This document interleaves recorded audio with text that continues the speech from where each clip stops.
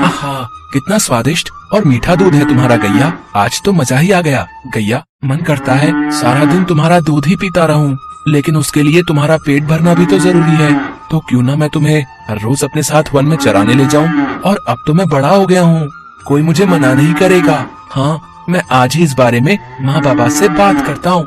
भगवान श्री कृष्ण जब 6 साल के हो गए तो उन्होंने सोचा कि वो तो बड़े हो गए हैं और वो अब बछड़ा नहीं गाय चराएंगे।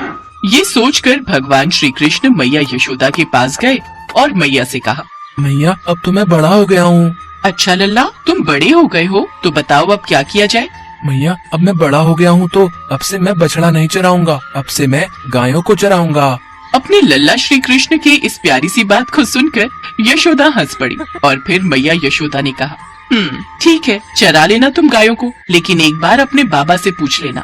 कृष्ण तुरंत बिना कुछ सोचे नंद बाबा के पास पहुंच जाते हैं और उनसे कहते हैं, बाबा, अब से मैं बछड़ा नहीं गायों को चराऊंगा। देखो लल्ला, तुम अभी बहुत छोटे हो, इसलिए तुम अभी बछड़े ही चराओ। लेकिन भगवान श्री कृष्ण अपनी बात पर अड़ गए थे। जब नंद बाबा के बार बार मनाने के बाद भी वो नहीं माने तो नंद बाबा भगवान कृष्ण की जिद के सामने हार गए। ठीक है, तुम गायों को ही चराओ, लेकिन उससे पहले जाओ पंडित जी को बुला कर लेकर आओ। वो गौचारण का शुभ मुहूर्त देखकर बता देंगे। श्री कृष्ण दौड़ते हुए पंडित जी के पास गए। पंडित जी, आपको बाबा ने बुलाया है गौचारण के मुहूर्त देखने के लिए, और आपको मुहूर्त आज का ही बताना है। अगर आप ऐसा करेंगे तो मैं आपको बहुत सारा माखन ला कर दूंगा। कृष्ण की इस बात पर पंडित जी मुस्कुराए। ठीक है, मैं आज का ही मुहूर्त बताऊंगा। पंडित जी नंद बाबा के घर आ गए और अपना पंचांग खोलकर बार बार अपनी उंगलियों पर कुछ गिनते। इस पर नंद बाबा ने कहा, पंडित जी, आप बार बार अपनी उंगलियों पर क्या गिनती कर रहे हैं? अब क्या बताऊं नंद जी, केवल आज का ही मुहूर्त गौचारण के लिए शुभ है, नहीं तो फिर अगले 2 सालों तक कोई मुहूर्त नहीं है। तब नंद बाबा ने सोच विचार करके भगवान श्री कृष्ण को गौचारण की स्वीकृति दे दी। जिस दिन भगवान ने गाय चराना प्रारंभ किया वो दिन गोपा अष्टमी के नाम से जाना जाता है। अब भगवान श्री कृष्ण गौ चराने के लिए तैयार होने लगते हैं और मैया यशोदा उनका श्रृंगार कर रही हैं। लेकिन जैसे ही मैया यशोदा कृष्ण को उनके पैरों में जूतियां पहनाने लगी तो कृष्ण बोले, मैया, मैं इसको नहीं पहनूंगा। मेरी गैया भी तो जूते नहीं पहनती, तो मैं कैसे पहन लूं? अब मैं भी तभी जूते पहनूंगा जब पहले आप सभी गायन को भी जूते पहनाएंगी। ये कैसा मजाक है कृष्ण, वो तो गैया है, भला वो जूते कैसे पहनेंगी? इसके बाद से भगवान श्री कृष्ण जब तक वृंदावन में रहे उन्होंने कभी जूतियां नहीं पहनी और नंगे पैर ही पूरे वृंदावन की धरती को पावन करते रहे। अब भगवान श्री कृष्ण भी अपने सखाओं संग गायों को चराने नंगे पांव ही निकल जाते। कृष्ण जहाँ गायों को चराने लगे तो वो वन सभी गायों के लिए हरा भरा हो गया और अनेक प्रकार के रंग बिरंगी फूल पत्तियों वाला हो गया है। अपनी गैया के प्रति अपने प्रेम को कृष्ण ने बड़े ही प्यार से दर्शाया और 6 साल की उम्र से ही गैया चराने निकल गए।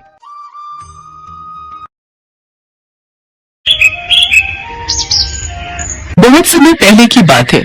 उत्तर प्रदेश के मथुरा जिले में राधा रानी के जन्म स्थान बरसाने में एक धनवान सेठ जी रहते थे। सेठ जी के 3 बेटे और 3 बहुएं थी। सेठानी जी का काफी समय पहले देहांत हो चुका था। सेठ जी के पास सुख समृद्धि और धन सब कुछ था, बस सेठ जी के पास एक चीज की कमी थी, उनकी कोई बेटी नहीं थी।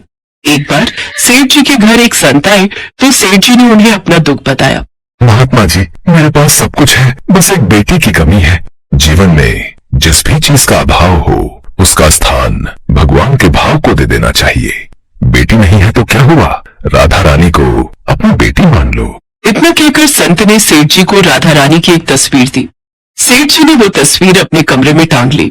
अब सेठ जी सोते जागते उस तस्वीर को निहारते, सुबह शाम उससे बातें करते, उन्हें भूख लगाने के बाद ही भोजन करते थे। ऐसे ही कई दिन बीत गए। सेठ जी के जीवन में बेटी का अभाव दूर हो गया था। एक दिन सेठ जी अपनी दुकान पर बैठे थे, तब घर में महिलाओं को चूड़ी पहनाने एक मणिहारिन आई। सेठ जी की तीनों बहुओं ने चूड़ी पहन ली और घर के भीतर चली गई। तभी मणिहारिन जैसे ही जाने लगी, एक छोटी सी बच्ची ने उसका हाथ पकड़ लिया। ओ मैया, लाओ मुझे भी चूड़ी पहनाओ, मैं तो रही गई। कितनी सुंदर और कितनी प्यारी बच्ची है, क्या नाम है तुम्हारा? मेरा नाम राधा है। लगता है सेठ जी के घर कोई मेहमान आए हैं, उन्हीं की बेटी है। इसे भी चूड़ी पहना देती हूँ। हाँ हाँ रुको बेटी, मैं तुम्हें रंग बिरंगी चूड़ियाँ पहना देती हूँ। उस लड़की को चूड़ी पहनाने के बाद मणिहारिन सेठ जी के पास चूड़ियों के दाम लेने पहुंची। सेठ जी लाओ चूड़ियों के पैसे दो। अच्छा, पहना आई चूड़ियां, अभी देता हूँ। सेठ जी पैसे गिनकर मणिहारिन को देने लगे। सेठ जी मुझे ज्यादा पैसे चाहिए, ये तो कम है। क्यों, चूड़ियों के दाम बढ़ा दिए हैं क्या? नहीं नहीं सेठ जी, दाम नहीं बढ़ाए हैं। हमेशा 3 को चूड़ी पहनाती हूँ, आज 4 को चूड़ी पहनाई है। मेरे घर में तो सिर्फ 3 बहुएं हैं, चौथा कौन आ गया? ये ले पकड़, जब घर में चूड़ी पहनने वाले 3 लोग हैं तो 3 के ही पैसे दूंगा। उसके बाद सेठ जी ने मणिहारिन को 3 बहुओं की चूड़ियों के पैसे देकर मणिहारिन को भेज दिया और घर आकर अपनी बहुओं से पूछा, बड़ी बहू, क्या तुम तीनों के अलावा किसी और ने भी चूड़ियां पहनी थी? नहीं तो पिताजी, हम तीनों ने पहनी थी। क्यों, क्या हुआ? इसका मतलब मणिहारिन मेरे से झूठ बोलकर ज्यादा पैसे ले जा रही थी। अच्छा हुआ मैंने उसे पैसे नहीं दिए। लाओ लाओ बहू, भोजन ले आओ। राधा रानी को भोग लगाकर मैं भोजन कर लेता हूँ। सेठ जी ने राधा रानी को भोजन का भोग लगाया और स्वयं भी भोजन खाकर राधा रानी का नाम जपते हुए सो गए। उस रात सेठ जी के सपने में राधा रानी आई। वे बहुत उदास थी, उनकी आंखें नम थी। बेटी क्या हुआ, तुम क्यों उदास हो? पिताजी, आज मेरे घर चूड़ी पहनाने मणिहारिन आई थी, मैंने भी उससे चूड़ियां पहन ली। 3 बहुओं की चूड़ियों का मोल तो मणिहारिन को चुका दिया, परंतु अपनी बेटी को भूल गए। मैं भी तो उसी घर में रहती हूँ ना पिताजी, आप ही तो कहते हो मैं आपकी बेटी हूँ। राधा रानी की बातों को सुनकर सपने में ही सेठ जी की आंखों से आंसुओं की धारा बहने लगी। अगले दिन सुबह सुबह सेठ जी मणिहारिन के घर पहुंचे और बोले, मणिहारिन, तेरा भाग्य तो संत महात्माओं से भी बड़ा है। मैंने श्री राधा रानी को अपनी बेटी माना है, लेकिन अभी तक इन आंखों से उनके दर्शन नहीं हुए और तुझसे वो चूड़ी पहन गई। सेठ जी ने मणिहारिन के चरण पकड़ लिए। तुमने मेरी बेटी को चूड़ियां पहनाई है, जो मोल लेना है ले लो। सेठ जी की बातों को सुनकर मणिहारिन की आंखों से आंसू गिरने लगे। सचमुच वो मणिहारिन बहुत भाग्यशाली थे जो उसे श्री राधा रानी को चूड़ी पहनाने का सौभाग्य प्राप्त हुआ।